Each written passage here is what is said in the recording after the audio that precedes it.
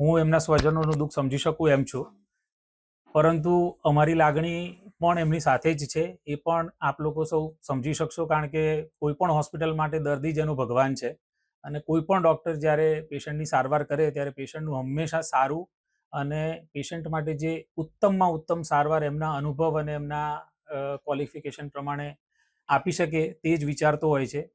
જેથી કરીને હું એટલું જ કહીશ કે એપલ મૈત્રી હોસ્પિટલમાં એનેસ્થેટિસ્ટ ડૉક્ટર નીતિ દવે સાહેબ છે.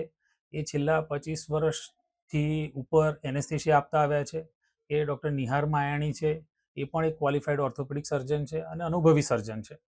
જેથી કરીને સારવારમાં એ લોકોએ કોઈ પણ કચાશ રાખી હોય બાળકીને સારી કરવામાં, એવું હું માનતો નથી.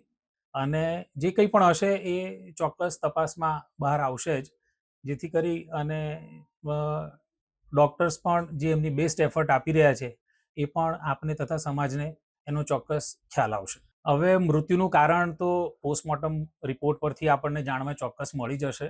અને બાળકીને ફ્રેક્ચર હતું અને એને ઓપરેશન થિયેટરમાં લીધી, એમને એનેસ્થેશિયા, સ્પાઇનલ એનેસ્થેશિયા આપ્યું, અને પછી જે અનફોર્ચ્યુનેટ ઇવેન્ટ થઈ એનું જે કારણ છે એ ઇવેન્ટનું, એ આપણને એમના મૃત્યુના કારણ પરથી સ્પષ્ટ જણાઈ આવશે. પણ એ સમયે જ કહી શકશે. એ જ્યારે રિપોર્ટ એનો આવશે ત્યારે સમયે જ આપણને કહી શકશે. મેં તમને જેમ કીધું એમ, કુદરત એક મોટી શક્તિ છે અને ઘણી બધી વસ્તુઓના કારણે મેડિકલ સાયન્સમાં આજે પણ બધા ડૉક્ટરોને અથવા ઇન્ટરનેશનલી એક્લેમ્ડ જે ચોપડીઓ લખનારા ઓથર છે એમને પણ ખ્યાલ નથી આવતો. એટલે જ આપણે કુદરતને પણ માનીએ છીએ.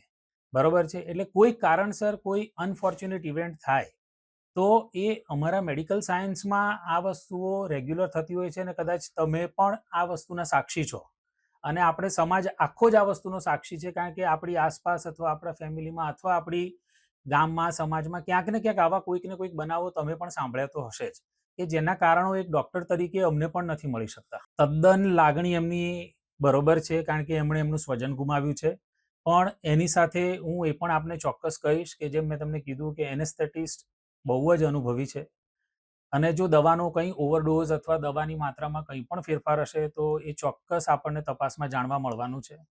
પરંતુ અત્યારે અમે જે દવાનો ડોઝ પેપરમાં જે પ્રમાણે જોયો છે, અથવા તો સાહેબ સાથે વાત પણ થઈ છે અને બધા સાથે જે રીતે ઇન્ટરેક્શન થયું છે, એ રીતે એવું અત્યારે જ જોતા તો નથી લાગતું કે મને દવાના કોઈ ઓવરડોઝ કે એવું કંઈક હોઈ શકે. સર, હું તમને એ જ સમજાવું છું કે ઘણીવાર શું થાય કે મૃત્યુના કારણ ડૉક્ટરના હાથમાં નથી હોતા, અથવા એ જાણી નથી શકતા, કારણ કે બોડીની આખી એનાટમી, ફિઝિયોલોજી જે કહીએ અમે, એની જે શારીરિક રચના છે અને એનું જે કાર્ય કરવાની પદ્ધતિ છે, એ પદ્ધતિ 100% હજુ સુધી કોઈ જાણી શક્યું નથી દુનિયામાં. અને આવા ઘણા બધા કારણો જે છે કે જેના કોઈ કારણો આપણને મળતા નથી. એ જેથી કરીને જ પોસ્ટમોર્ટમનો રિપોર્ટ આવશે, એ પરથી જ આપણને વધારે ખ્યાલ આવશે કે કારણ શું હતું.